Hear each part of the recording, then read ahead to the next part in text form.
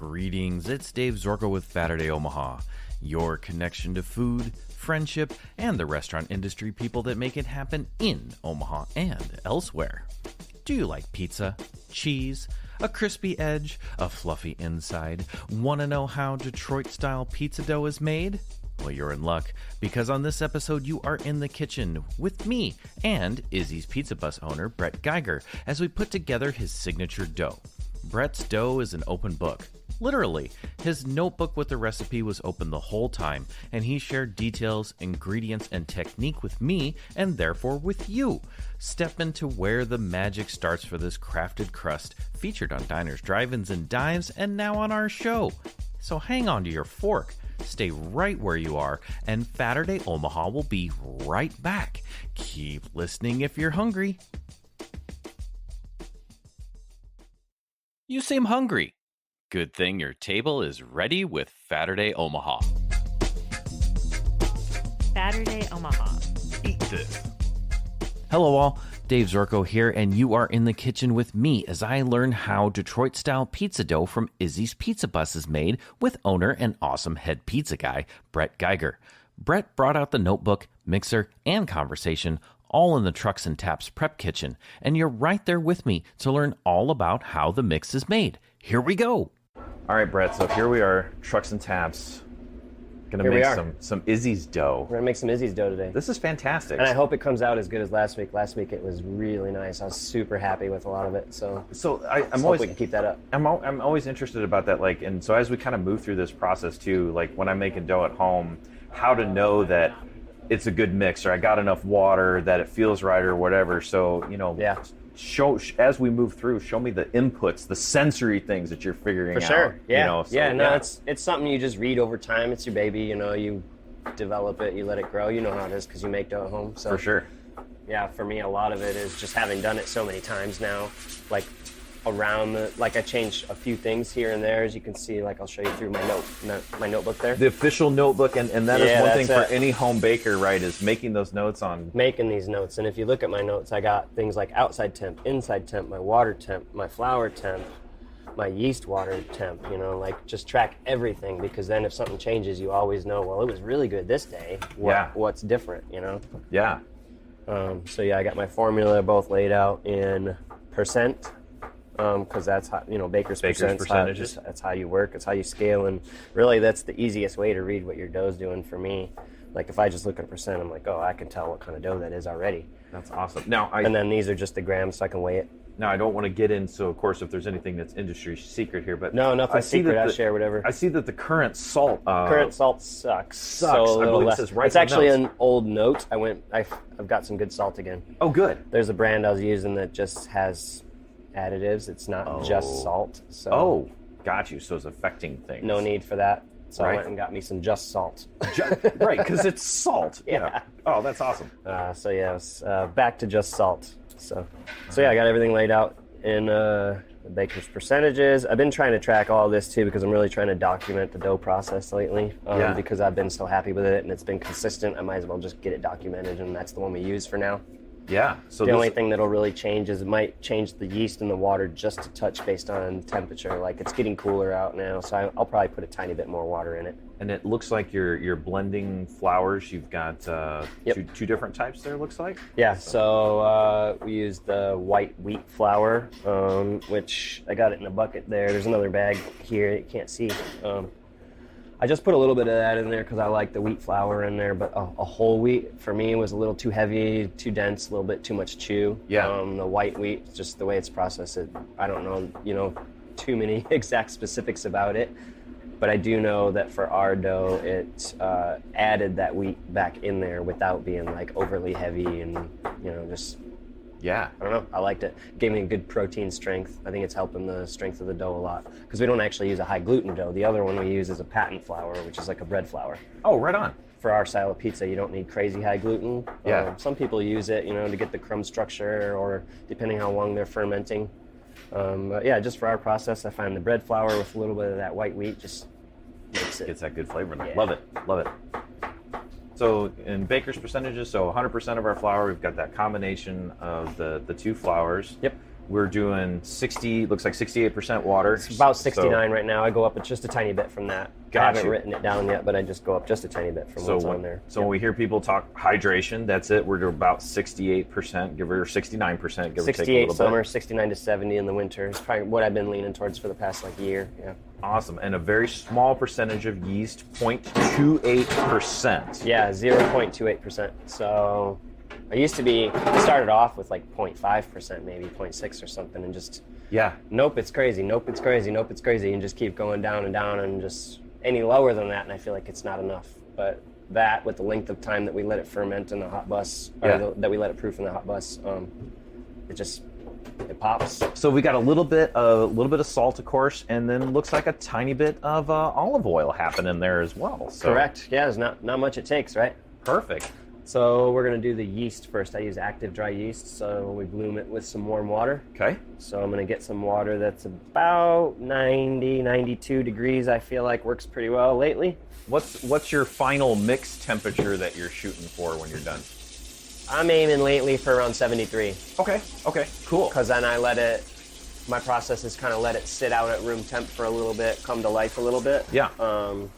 Then we divide it up, just because we have to fit it into the walk-in in certain bins. We divide it up a little bit, a couple stretching folds thrown in the walk-in. Nice. And it just, that way it's already got a little bit of life coming by the time we chill it out for a day or two in there.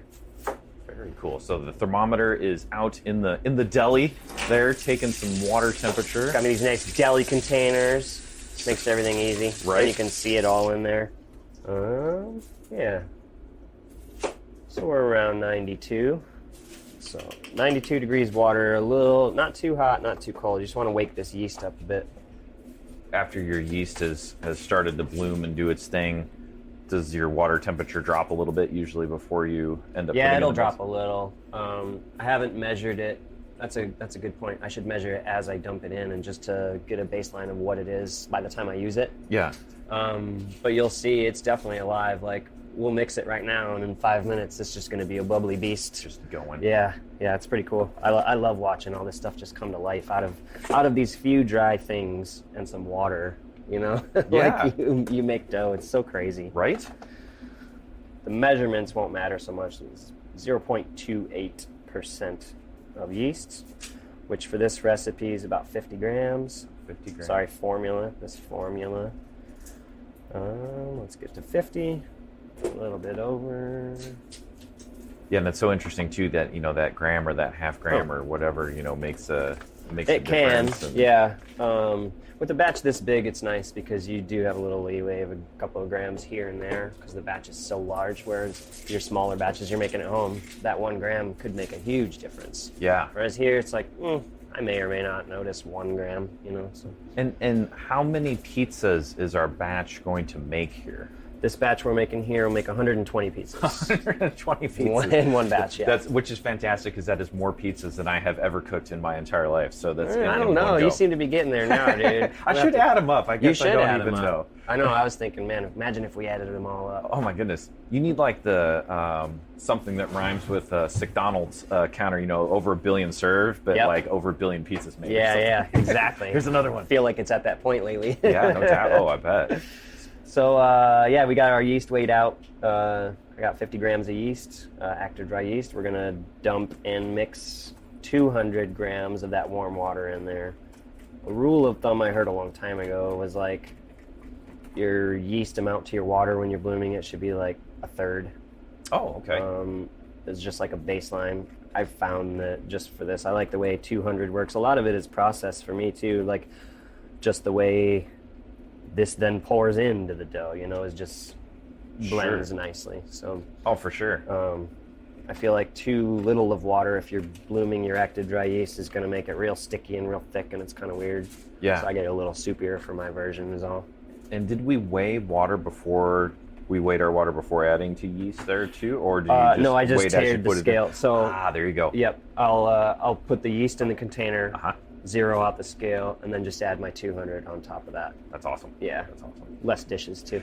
Seriously, it was such a simple thing for me to getting my water from the sink at the right temperature in a larger vessel and then pouring it into something else on the scale instead of trying to put it under the sink, weigh it, put it under the sink, Yeah. weigh it, pour a little out. Like, Man, it's just those little tricks you learn. It's, Oh my it's such a small thing, but makes a huge difference. Yeah.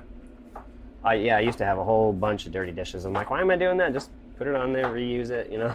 Well, and the scales are kind of fun, especially since they read pretty fast. It's almost like putting like gas in your car. It's like you just pour in that water and watch it up. Oh, full tank, click, done. Bam, done. Yeah. It's easy. Oh, that's awesome. That's another reason I love the baker's percentages and weighing everything. It's just very, very easy.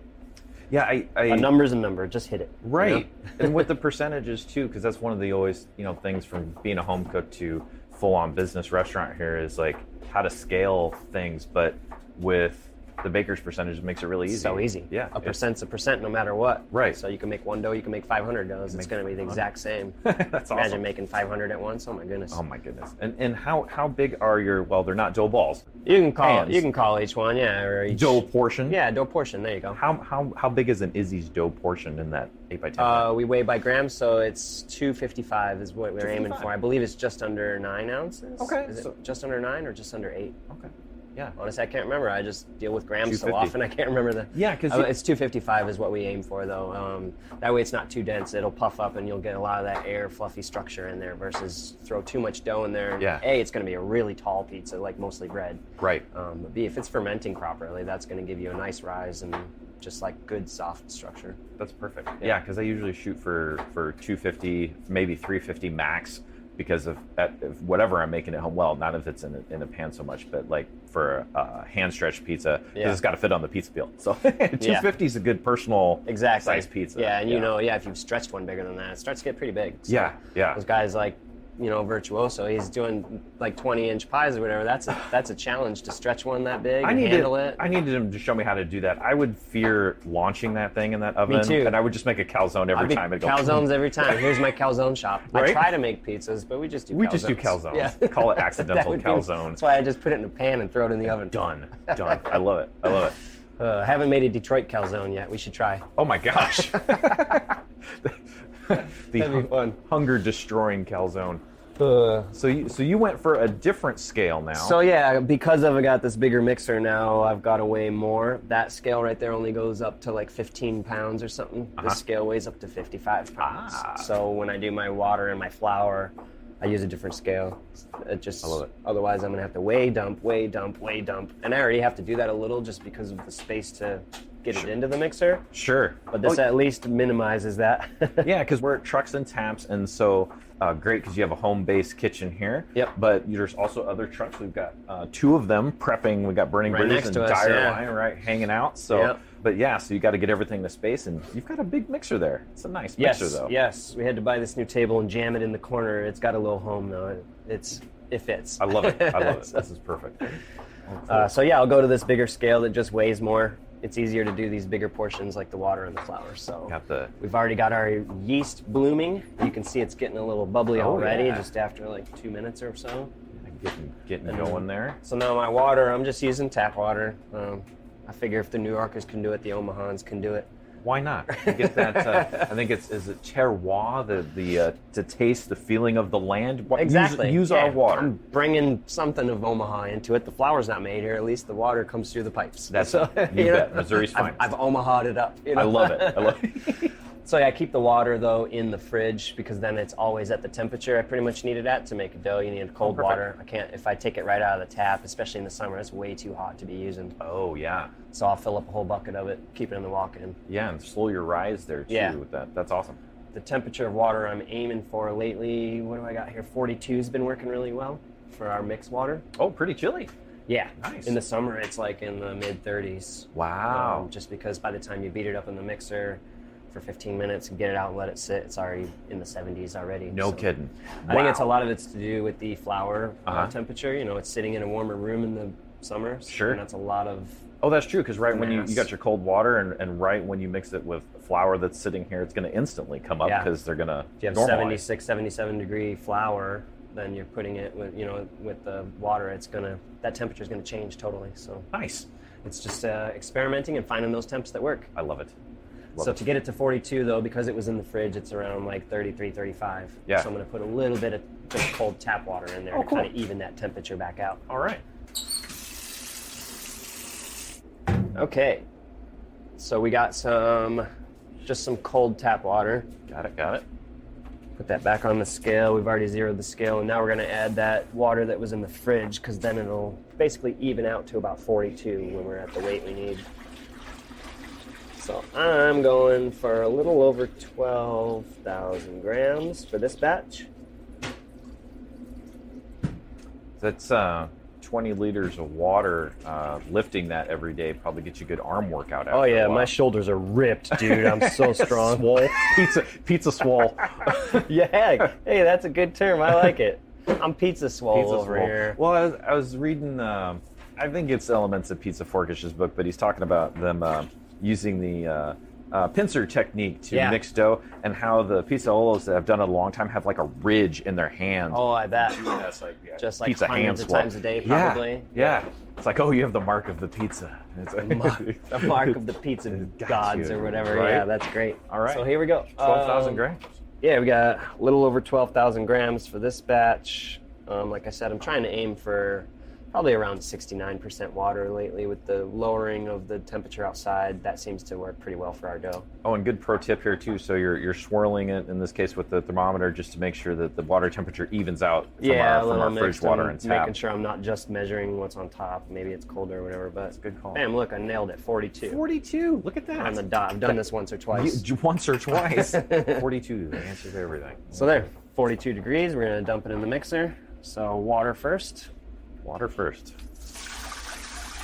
Some people do flour first. Water first to me just mixes cleaner and better. Keeps the flour maybe from sticking to the bottom of the Yeah, mixer. exactly. That's kind of what I noticed with mine. If I put that flour in there first and then the water over it, a lot of that flour just sticks on the bottom, and then you're trying to scrape it out and all this stuff. So we got our water. We dumped our water in the mixer, a little over 12,000 grams of about 42 degree water. 42. We're gonna move on to flour. So yeast is still blooming. You can see it keeps coming to life. Bubbling nicely. It's almost doubled in the size now in just those like 10 minutes. That's so awesome. So flour-wise, so we got a bucket of white wheat flour here. Big old 22 quart. We're only using 10% of the formula for the white wheat flour. Okay. Just some in there, just to give it that kiss, you know. I want to add a little depth and complexity to the dough. Yep. I mean, I could just eat an Izzy's pizza with nothing on it because that dough is just so tasty. We do that sometimes. Yeah? You know? Yeah. I don't know. I feel like I went to the trouble making this quote-unquote bread. We should try it out just as bread. It's pretty yummy. Well, and sometimes you just want to like see what that crumb structure looks like with nothing on it. It's kind of fun. I'll just throw one in and bake it, cut it open. That's beautiful. Awesome. Well, and that's really where the heart and soul of the pizza is, because the type of tomatoes that you get or the pepperoni are available. People can buy those, but anyone can buy them. The dough is the art, the craft, and the time. Exactly. Yeah, this is something that the pizza maker made, not the company that you're buying stuff from and all that. This is totally individual, however that person wanted it, so yes. It's just cool that there's so many millions of ways you can do it. Oh yeah. Yeah. This is my 1 million, out of everyone's. Yeah, it's really cool. So 10% white wheat. 10% white wheat. Then let's go with patent flour. All right. So this is basically our bread flour. This company right here is one of the mills that supplies King Arthur. Oh. So essentially, like if you buy the King Arthur patent flour, That's this is either it or close to it, Very because they're one of the mills. Yeah. Because King Arthur's an actual mill. So I was pretty happy to find that out when I was like, well, I guess I'll look, what flours are available here when I moved here, and found that. And I was like, well, that's amazing. I'll take that. And it's been performing so good. Like I haven't heard of too many people using this brand, but I'm really glad I found it. That's cool. It's Bay State Milling is the brand. That's cool, because I think, a lot of people land on, oh, hey, I need to use, 00 XYZ brand or whatever in this, and that may not be right for the type of pizza you're making. So Exactly. Yeah. Every flour has its place, and I'm no pro at all. Like I've only tried, a few that I've tried. There's these guys that know so much about this stuff, and I try to learn from them, but that's a deep hole too, Oh my gosh, it's like hard wheat and soft wheat and winter wheat, and then milling your own and blending them, and jeez. Again, back to there's a million ways, right? Yes. So for this, just because of the size of the bowl, I have to dump it in. I need a little over 16,000 grams, but I can't dump all that and weigh all that at once. So we just divide it up.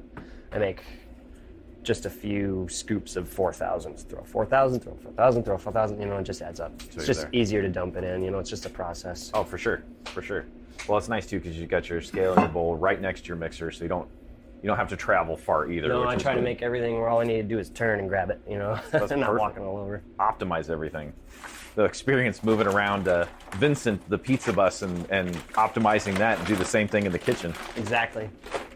Like a nice 50-pound bag of flour, so more pizza swole right here. Yeah. Maybe some leg muscles. And It's the only thing I wish is that I could just throw a whole 50-pound bag in there and not have to weigh it out.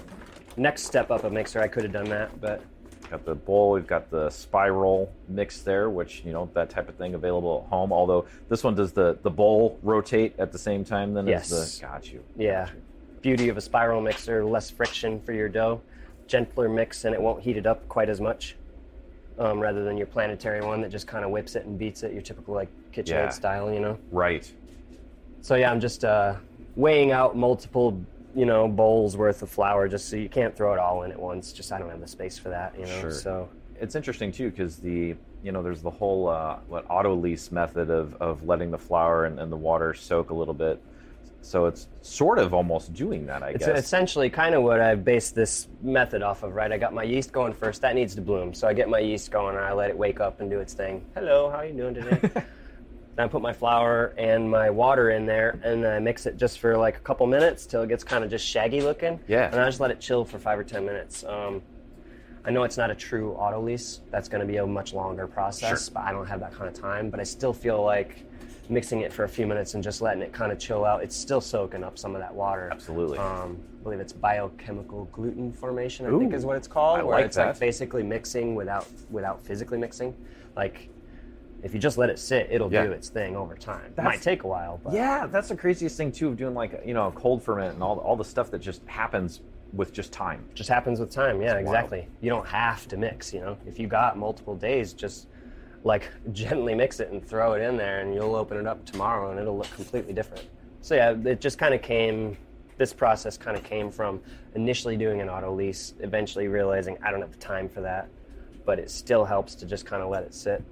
And you have other things to weigh out anyway. I still have to weigh out my oil and my salt. Right. So while that chills, I weigh those out. If I need to go, run a dish through the dishwasher or something in the meantime, I give it 5 or 10 minutes, and then I just continue mixing after that. Yeah.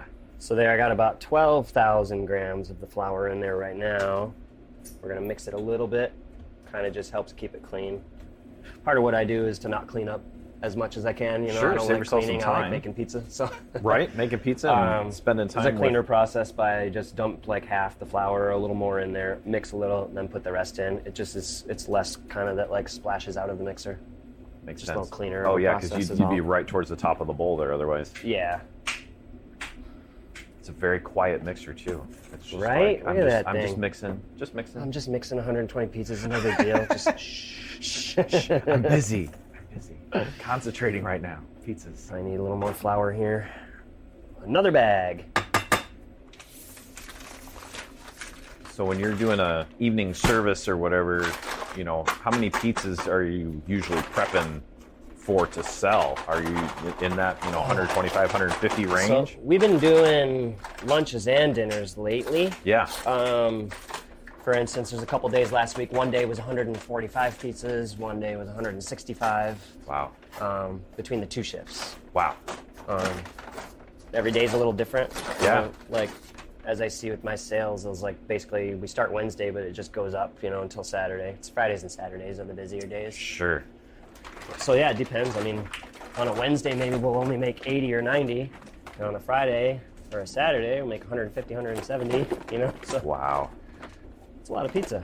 That is a lot of pizza. So yeah, one of these batches will be just basically for a dinner shift. And then the other one we'll use it for lunch and then have some more dough so we can use it for the next day.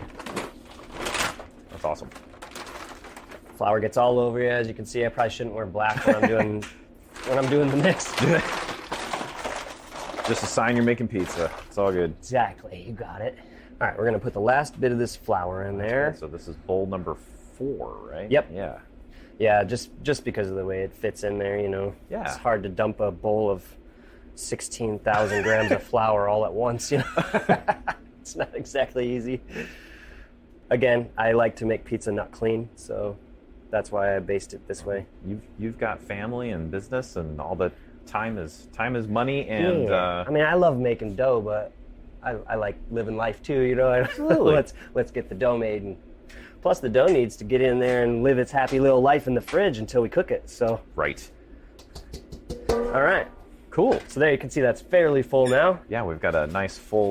We'll close the lid, turn it on a low speed for maybe a minute until Okay. it just kind of mixes up and gets a little shaggy looking in there. Let it incorporate a bit. Okay. And then at that point, we're kind of just going to weigh our salt and our oil, and maybe we'll run a dish or something through there while this chills for 5 or 10 minutes, and then we just start mixing it. Perfect. Spinning around quite nicely there. So nice, quiet and smooth. When I got it, I was like, it's so big and heavy. Like getting it off the pallet was such a pain, and then got the floor anchors and everything. I'm like, this is intense. But when you lift that dough out of there and realize how heavy that dough is, it's like, oh, I understand why the machine's so big now, because it's like, that's no joke to be pushing all that weight around in there. Goodness That's why I gracious. said I feel like they should give you a license to run these things. This thing's giant. That'll hurt you. That is, yeah, no kidding. Yeah, definitely the. Good thing for the guard. I and was just gonna say that same thing. It's like that cage guard on there's there for a reason. yeah, It'll- and it's nice if you lift it, it stops. Emergency stops. You know, all these things. So. Do you take the dough straight out of the bowl, or you move the bowl? Nope, this one, a lot of these spiral mixers don't come apart or don't open at all, so you literally have to cut it out of there. Oh, got piece you. by piece. And it's fine, you know, you figure out a process or whatever and you get it out, but it's a little bit of a challenge at first when you're not used to that. For sure. When you're in your home KitchenAid or whatever, you just pop that bowl off and do whatever you want. Way different. Cool, so if you want to look at it at all, that's kind of the point I mix it to first. Oh, it's a very- for the, okay. For the quote-unquote auto lease, you know, my mini lease you could call it. The mini lease. Yeah. So you can still see a little powder on top of the flour, so it's not fully incorporated yet. Just a lightweight mix. Just there. a really rough mix, yeah. It's not going to do anything there. I mean, like I said, you could leave that for 2 days and it'd probably turn into a dough. I bet it would. But Yeah. Yeah, it's just enough that you would almost be like, oh, that's dough, instead of, hey, there's a bunch of flour in there. But Yep. just trying to soak everything up, kind of just get it all incorporated a little bit. Yeah. Because we're going to continue mixing anyway. If I mix it too much now, it's going to be overmixed. Oh, So, fair enough. And what happens when it's overmixed? real tight, real hard to work with. Like when we stretch it in pans, I can tell if it was overmixed because it's not going to those corners as easy. It's not relaxing as easy. Gotcha. It's Very, just a very elastic. It and usually not- ends up cooking fine and tasting fine, but it's just it's not as easy to work with. That makes sense. It won't have as many nice bubbles to it when we get it out of the walk-in. You know, after it's been bulk fermenting for a couple days, it'll look different. Yeah, It's just a much tighter, denser product, I feel like. makes sense. Cool. So at this point, we're gonna weigh some oil and we're gonna weigh some salt, and then we're gonna just start throwing it all together and mix it up. Love it. Love it. We're ready to make some dough. Or actually, we're ready to just mix some dough. We're already kind of making dough, aren't Yeah, and our yeast is bubbling Yeah, look quite at that nicely. guy. Look See? at that. It's He's- alive. He's definitely alive. I should name each one. I think that'd be fun. Ooh. I'd run out of names. Yeah, right. Be like hurricanes or something like that. I'll You just have to you know- look around. Oh, that one. We'll call him Red. I don't know, because of Red Star yeast. I don't know. We got Red. Red's coming to life. So now we're gonna weigh out our salt and our oil. So I'll bring back the smaller scale just because these are smaller portions. Yeah. Don't need the giant scale for that. All right. So we're gonna zero it. And what do we got for oil? We got 269 grams 69. of oil. So we're using extra virgin olive oil. There's a lot of really good brands, just kind of personal preference. For me, Yeah. I don't use the cheap stuff, but I don't use the best stuff either because you're not so much tasting it. What I'm using, it's only 1.5% of the oil in there. Mostly what I'm using it for is a relaxer, a softener. Because there's a lot of Detroit guys that won't even put oil in the dough. Oh, okay. It lends to a little bit of a crisper dough that way. Okay. Yeah. This just softens it a bit. Like I said, it relaxes it a bit for even when we're working with it, when we're trying to put it in the pan. It also lends a little bit better to a reheat. Like if you're gonna take this pizza home and reheat it, Yeah. a little bit of oil in the dough will keep it soft so that when you do reheat it, it's not just super hard and crispy. That's a good call. And actually, that's one of those things that I do, you know, when we were talking earlier, it's like I'll eat the toppings off and then just try the center. And Yeah. the center always is just, it's nice and moist. It's not super bready, if that's a word. Yeah. Like it's not like a sandwich bread. It's Totally. softer than that. And I'm not sure how all those are made. I've never really ventured too deep into bread making. I hope to soon. Yeah. But I don't even know if they use oil in that kind of a bread. Maybe they don't, and that's how it gets that way. I'm not sure. But yeah, for us, like, I've tried it without. It's still really good. It's just that I know a lot of people do a reheat. Even myself, like, I get leftover pizza. I don't eat them fresh. I'm making them, so. Yeah, right. For a reheat, it just keeps it a little soft.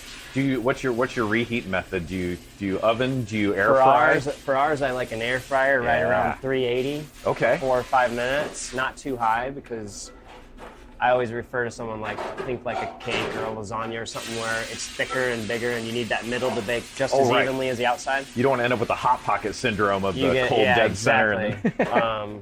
And also then the outside, if you have that too high, the outside's just going to get really crispy while the inside is either cold or just warm. So makes sense. A little bit of a lower temp in the air fryer seems to fully cook that slice pretty good. But honestly, I'm a lazy guy and I just microwave mine. By the time I get home and it's like 10 p.m. and I just need food, I'm like, I'm just going to sit on the couch and eat this thing.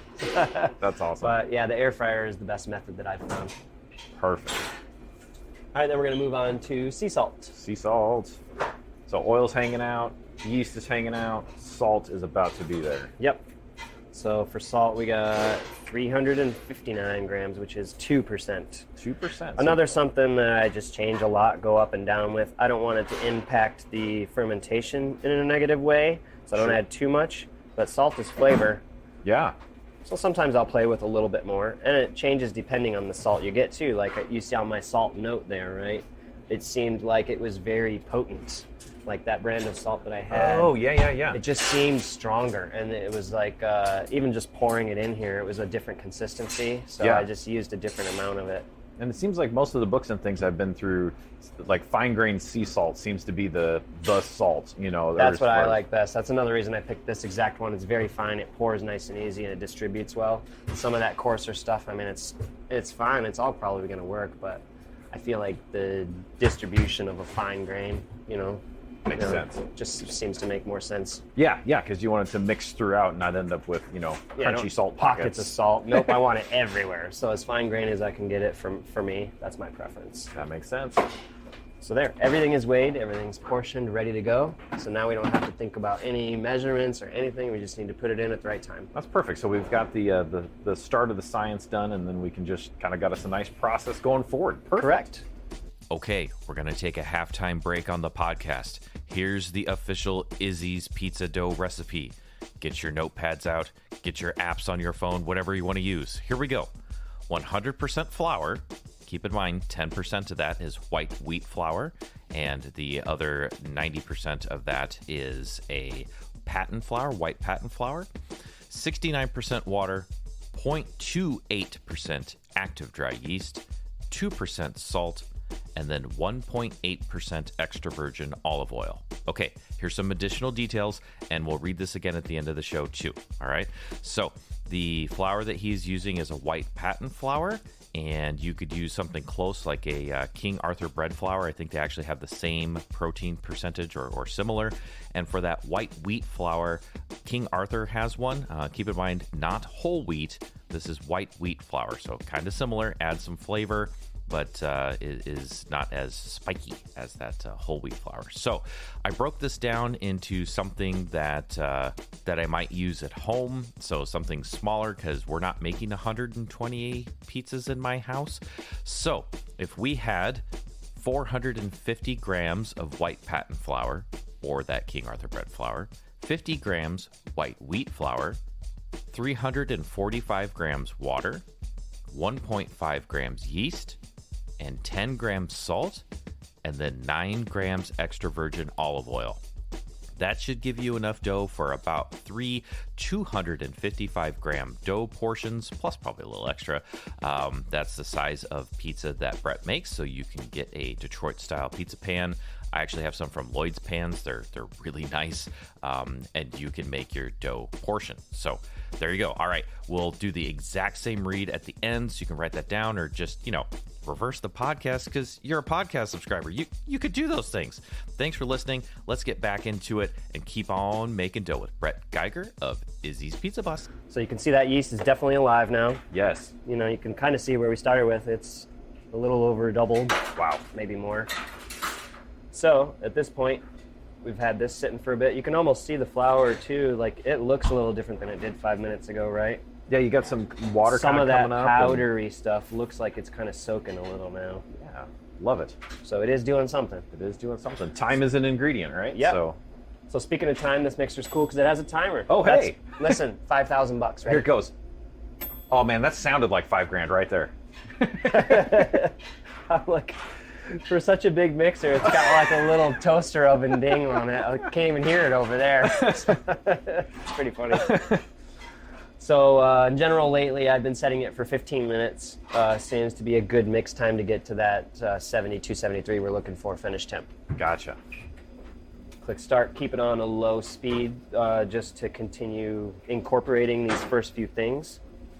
So right now it's just spinning and mixing up still just that flour and water that we put together. But I'm going to slowly mix this yeast in now while it's going. Spiral going around, incorporating.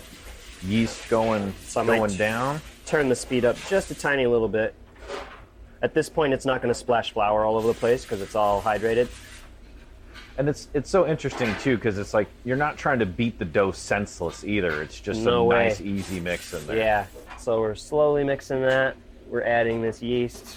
I just I swish a little extra water around in my yeast cup just to get whatever's in there out. Yeah. I like to use it all. So that's a good call. Yeah, I know Tony Gemignani was talking about that too. It's like reserve a little bit of your water so you can rinse out your yeast cup or salt cup or whatever. Just make sure you get everything in there. Everything in there is good. You might as well try to use it. For sure. You know, there's that little tiny bit at the end, but that's not going to matter. But yeah, right.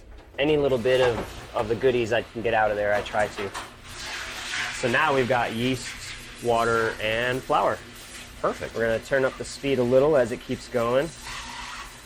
It's basically almost all that dry stuff's gone now. And it's starting to kind of look like just a wet, weird dough now. Starting to look like a dough. Yeah. So once I see that pretty much all of that flour has been incorporated, I'm going to start to put this salt in there. I find, and you might see it right now as we go, see how it's kind of loose and wet and looks a little more like a batter? Yeah. Start adding this salt in and increase the speed and watch it just come together.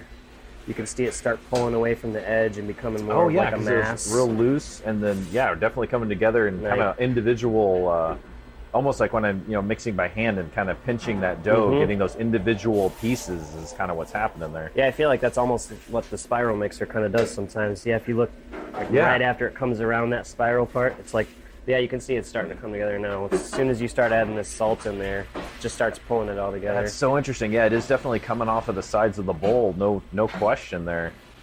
And so again, with my even distribution of the stuff, I just kind of sprinkle some in, let it mix, sprinkle some in, let it mix. I don't take too long, but I don't want to dump it all in and just have a pocket of salt in the in the batch. So. And you also gave the yeast a little time to kind of incorporate the dough before we add the salt, because the salt can affect your yeast, right? Exactly. So, I don't want to put salt right on top of that yeast because salt kills yeast. At least slows it down. So let the yeast get in there and do its thing for a minute. Get the salt in there. So the only other thing I do now is I stop it, and there's all that extra on the side, all the residue on the side. I scrape that down. Again, it's more dough. If you just let it sit there, you're going to throw it out. You might as well use it. So I get my dough scraper and I scrape down the sides of the bowl so I can keep all that.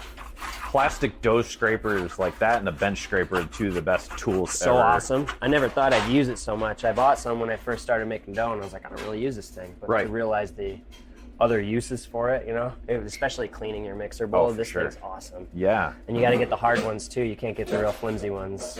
Oh, I like that. The one I have is a little more flimsy. That seems these are restaurant store. I can't remember the name of it in town here, but it has these good hard ones. Nice. They still bend, but they're really, they get the job done. Right, and curved enough so you can get everything off the bowl. Exactly.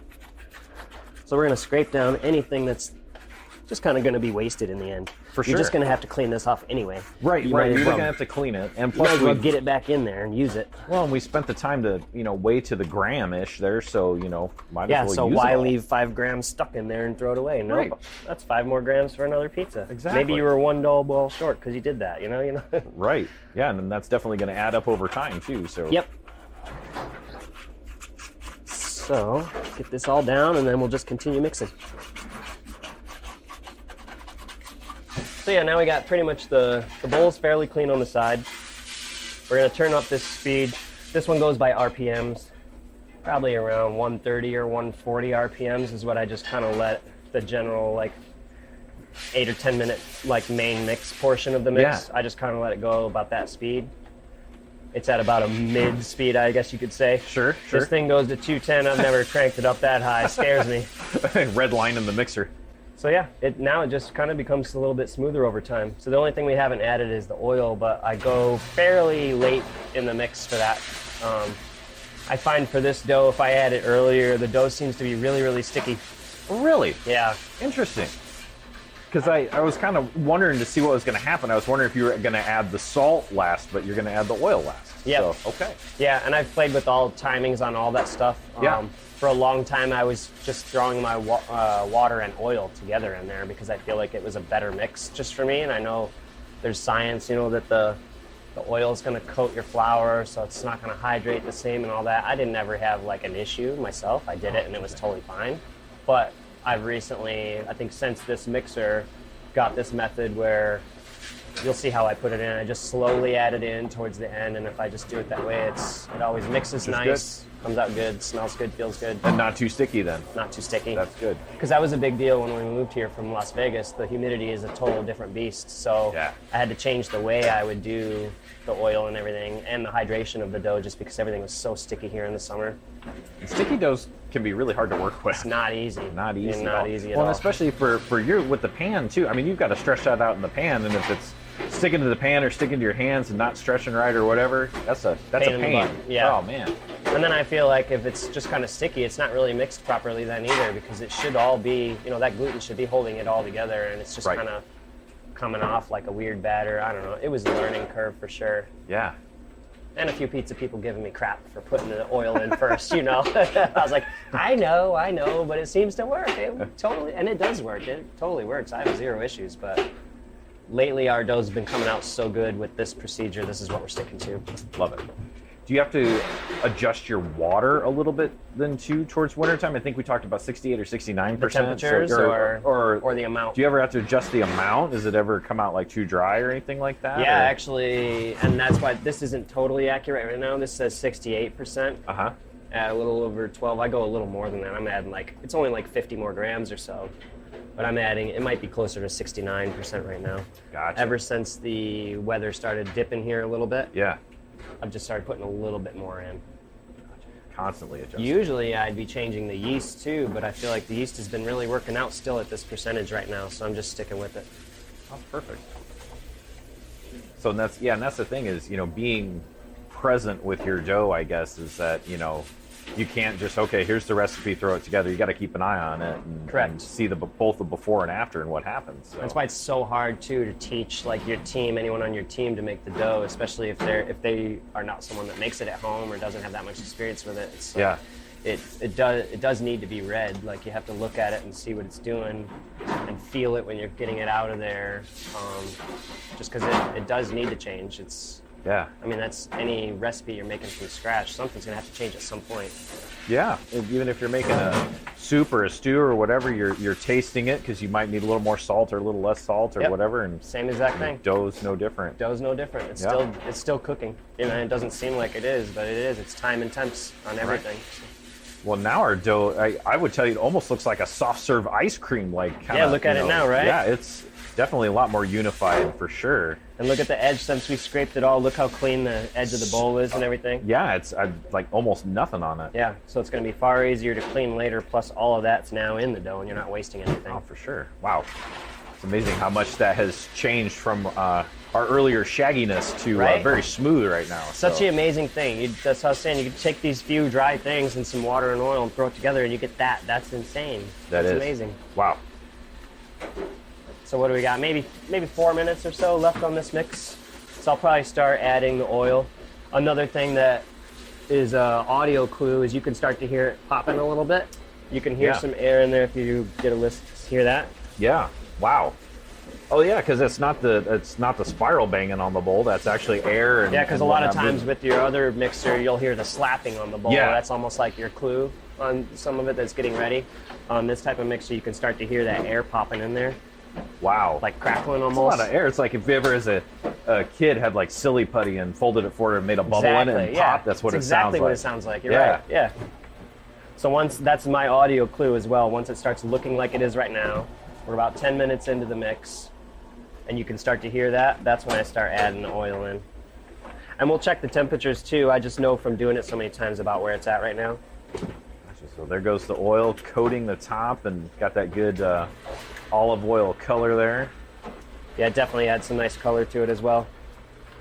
So I'm gonna dump maybe half of it in, but you can see how it's just kind of coating that. You don't want it to continue to just coat the dough. You want it to mix in.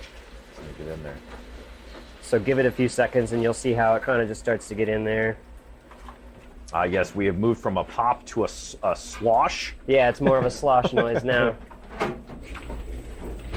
So there, now you can see it's kind of getting in there. It's not quite as glossy. Yeah, We'll go a little more in. our first olive oil slick has moved in. We're going for number 2. And you can also like look in the middle there, look at those bubbles starting to form and the way it's mixing in there. I love the way that looks. Oh, for sure, yeah, because I'll try to describe this best in the audio medium is as it's moving around. Thankfully, this mixer has a light, which is very helpful too. Very helpful. But right before it hits the spiral, you can see large air pockets and bubbles just move around. And this dough has changed form like 4 or 5 times since we've been doing this. It's pretty cool, right? Very. Amazes it's me amazing. every time. Yeah, and it's amazing how insanely smooth it is right now too. Right? Because like what, if just a few minutes ago it looked like a shaggy mess. Yeah. Boom. Now we're gonna let that last little bit of oil incorporate. We're gonna check the temperature. Perfect. If it's around where we want it, we're good. If not, we just let it go for, like I said, time and temp. When it gets where you want it, you're done. With keeping in mind the concept of not over mixing it, right? That's why you gotta get your temperatures and everything right in the first place, because if you're aiming for a 72 and your stuff's too cold, you're gonna be mixing it for 25 minutes. And To then let it it's warm just up and gonna then be it's beaten. overmixed. Yeah. So that's why all that stuff in the beginning really matters to get it right. Well, and I like too that you're making your dough, which is awesome. And, Right. and an Izzy's pizza tastes like an Izzy's pizza. That's Because awesome. of stuff like this, right? Yes. We're the only ones that do whatever this process is, the way we do it, with the stuff we do it. Right. Yeah, and even just like you said, switching from how you did things in Vegas to here to make things how you want it, and changing week to week, adjusting and Yep. those things too. And the temperature and humidity in this kitchen and where you're storing your dough will be different from my kitchen and Totally. all those things. Your fridge is a different temp, who knows, like everything. Yeah. Every little variable is totally different. So we're dropping the RPM there. Yeah, just turn the speed down a little just to finish it off. Oh, and the dough is pulling itself away a little bit from Yeah, the look how spiral. relaxed it is, right? It's almost kind of just like, I can chill now. Right. It's like, stop beating me up. I'm good. I had a hard day. If this has been 15 minutes and it's still only at 70, I'm not trying to keep beating it up. I'll just let it, do its thing at That's room temp what for a it little needs bit. to be. Yeah. And it'll still be fine. But if you come look down on the side of the mixer bowl, there's not even anything on it anymore. Oh, It's picked up like everything. Really has. So cleaning's going to be easy. Everything that we put in there is incorporated and going to be used now. That's awesome. All that time and effort weighing things paid off, and the scraping paid off. And Yep. So it's not only about weighing your stuff and putting it in there. It's about just treating the whole process right to, for little things like that matter in the kitchen, For sure. Let's see what the temperature's at now, shall we? All right. Let us. It looks beautiful. I'm down to take it out either way. That looks beautiful. And then you get to see how fun it is to get dough out of this thing. I can tell you it's about 71 just by touching that. Let's see. Come on. Go up 0.2 so I'm right. 0.1. 70.9. Come on. There's the ding. The ding means I'm right. Why don't I just push it a quarter inch lower? Yay, 71. There 71. was. That's awesome. So now I know, okay, instead of, what did we hit, like 42 degree water, I'll go 44, 45, and then 15 minutes should do this just perfect. That's perfect. So we bulk ferment in the bus tubs. All right. Got 2 trays, So I gloving got- up, and some olive oil. Yeah, we're just gonna coat with olive oil so it doesn't stick. Otherwise, when you try to pull this out of there, it's gonna stick all over. So I also coat the lid because it does rise, and I can't predict exactly how much it's gonna rise. Every dough is a little bit different. But sometimes they rise a bit much and they hit the lid of the container, and then wow. it's gonna stick to your lid too. That makes total sense after you set it. but it was very surprising. I'm like, wait a minute, he's putting olive oil on the lid? What are we doing with the lid? Yep. But that makes sense, because if it goes up and then you take that lid off, and if your dough's stuck to your lid, then you're in trouble. So yeah, I just put olive oil on everything, just a little bit too. It's not like, this isn't trying to get incorporated into the dough. This is just preventing it to stick, to make your life easier. So you've got a nice squeeze bottle, just a drizzle there, right? And Yeah, then just a real small drizzle. I rub it around on the container just so it gets a coating. I use my hands because I got gloves and I need oil on my hand anyway to get the dough out of the mixer. So we'll get 2 of these bins ready to rock. Will we be putting any olive oil on top of the dough itself after we put it in the bins? No. You'll see as I put it in here, I'll cut it out of the mixer and I'll put it in the dough bins, and then we're gonna go back in another half hour and do a stretch and fold. Oh, and okay. at that point, it coats itself when you do that. Okay, because I've seen, some people, it's like, oh, sprinkle some flour on top of your dough, or put some olive oil on top of your dough, or whatever, to protect that outside. I don't know, I think I kind of like the olive oil move because it keeps the top from getting scaly or drying out. Totally. Yeah. Cool. And I think maybe that comes down to style of pizza too. Like maybe like a really dry, like a tavern style dough. Maybe you can just sprinkle the flour because it's already dry anyway. Sure. But this one, you're not trying to let it dry out. It will form that skin. So by doing our stretch and folds with the oil in the already coating the bin, it'll kind of coat the dough already. Perfect. And then once we go to actually use this and put it in pans, if I open it up and it does seem to have a little skin on it, I'll put a little oil on at that point, just so it doesn't continue drying out as we're panning. Gotta moisturize. But it typically doesn't need it. Exactly, you gotta moisturize. Yeah. All right, so now we're gonna cut it out. Now you get to see the fun part of getting dough out of this mixer. This is gonna be an art, I can tell. We've got the pizza saber. Yep, I just use this is an old chef's knife I don't use for anything else. So you grab some and you cut. So we got like a 2-foot piece of dough out of the bowl, pull straight up, and then a nice horizontal slice and wham. So while keeping in mind that you don't want to yank this too hard and just rip the dough apart either. Oh yeah, because you're affecting your gluten and your structure. Yeah, exactly. So it's kind of a combination of you got to get it out of there, you got to pull it out of there, but don't just rip it out of there. So don't rip it and don't smash it. We're trying to do a surgical move here. So grab some and cut it off. That way you're not stretching the crap out of your dough and ruining what you've just built up. Because look at those bubbles in there as I cut it out. Oh right? Yeah, we got a nice. You're not trying to just rip you apart. Like let's preserve what we made. Yeah, you can definitely see the air bubbles. All the pops and things are captured in the dough. Yep. Oh, that smells wonderful. It does, right? It smells really good, and you can see because you've got that blended flour too. You can see. You can see some specks and some color in there. Yeah, yep. Absolutely. It's got character. That's that wheat flour right there. So a whole wheat flour would just be darker and a little heavier than that. This you can see those specks in there. I don't know, it looks nice too. That's another reason I like it. It just looks nice. All right. So it gets easier as you get more out of there because you can pull a bigger chunk. Oh yeah, that's like a 3-foot Look at that guy piece going in. Wow. And you're welcome. If you want to touch any of it too, like throw on some gloves and touch it, I don't care. You're more than welcome. You're a pizza guy. You'll know what it feels like. So, and keep in mind, this is this kind of rough version before we do stretch and folds and before it relaxes for a little bit. So we put this into 2 bus bins so there's space for it all to chill. I try to just make them kind of even size. Yeah. So so everything's even. We put a lid on it and let it sit for probably 30 to 40 minutes at room temp and just kind of chill and start to come to life. How long does this cold ferment then in the fridge? Anywhere between 1 and 3 days. I prefer a 2-day. Yeah. I've used up to 4 days even last week though. A lot of that comes down to our fridge space. It's just a shared space, and once my space is taken out, there's no room for anything else in there. Sure. So that's that part until we just divide it up. All right. Cool. And then as far as panning the dough, do you usually take it from the tubs? So these 2 will become 4 total tubs, and then are you dividing it up back here or on the bus? Nope, that's all right before service. Right before service. Yeah. So once we divide these up, stretch and fold and put them in the walk-in, it's just how it lives until we get it out and we're ready to roll. Yep, until the day of. Well, that sounds So we'll get good. it out like 3 hours before we pan it. Yeah. We'll pan it, and it still chills for another hour to 2 hours, maybe up to 3 hours by the time it gets used. But awesome. then it gets devoured and loved and enjoyed like it should. Absolutely. Well, perfect. So when we next talk to our heroes, then maybe we'll talk about panning and cooking some of this fantastic dough that was made up in here. I think we should. You've seen it this far. You're gonna have to see, what it becomes. In somebody's tummy. Yeah, for sure. Yeah, absolutely. Appreciate you. And that is indeed where we will end this dough-making episode with Brett Geiger of Izzy's Pizza Bus. I love that Brett is willing to share and teach, and I appreciate his time.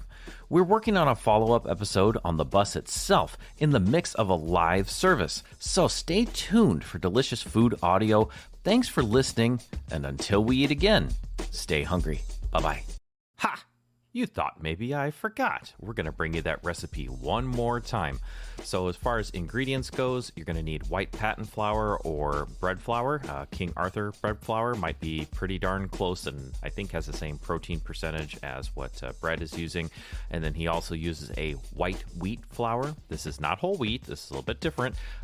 King Arthur also makes one of those. You're going to need water. You're going to need active dry yeast, salt. Fine sea salt seems to be pretty well accepted across the industry, and in this case, some extra virgin olive oil. Okay, let's talk baker's percentage. 100% is flour. 10% of that, though, is that white wheat flour. 69% water. 0.28% yeast, that active dry yeast. 2% salt, and then 1.8% extra virgin olive oil. So again, Brett makes a really big batch. Let's break this down for something maybe smaller. For my home cooking anyway, I like to go with about a 500 gram of flour to make up my dough. So this should give you about 3 or so 255 gram dough portions. So let's go like this. 450 grams of that white patent flour, the 50 grams of white wheat, 345 grams water, 1.4 grams yeast, 10 grams fine sea salt, 9 grams extra virgin olive oil. So that might be a little more manageable for both you and I. So again, not a chef. These are my observations, just bringing you this. So maybe you can try Izzy's pizza recipe at home. Big thanks to Brett. Big thanks to you. Big thanks to Izzy's. Big thanks to Trucks and Taps for having us out there. And thank you so much for listening to the podcast. Okay, now we're really going to end it. Thanks again. And until we eat again, stay hungry. Bye-bye. Our show is recorded and produced by Saturday Omaha. You can find us on Instagram, Twitter, and Facebook, as well as email SaturdayOmaha@gmail.com. Thanks for listening and stay hungry. Saturday Omaha. Eat this.